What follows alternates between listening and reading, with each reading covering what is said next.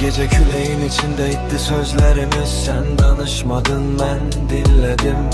Belki de sevgi hiç vakt değilmiş. Sadece gölgesi uzanır zamanın çiğninde.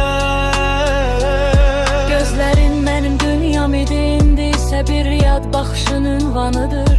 Susuram çünkü susmaq insanın ən sədaqətli yalvarışıdır. Eşq isə bəzən yalnız qulaqsız bir haraydır.